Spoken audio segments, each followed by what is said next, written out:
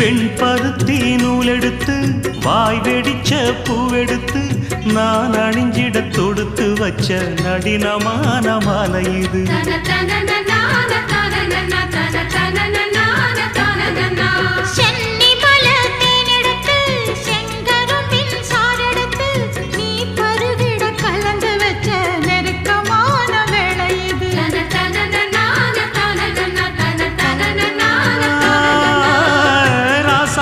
உடம்பிருக்கும் ரவிக்க துணி நானாக அன்னாடம் சூடி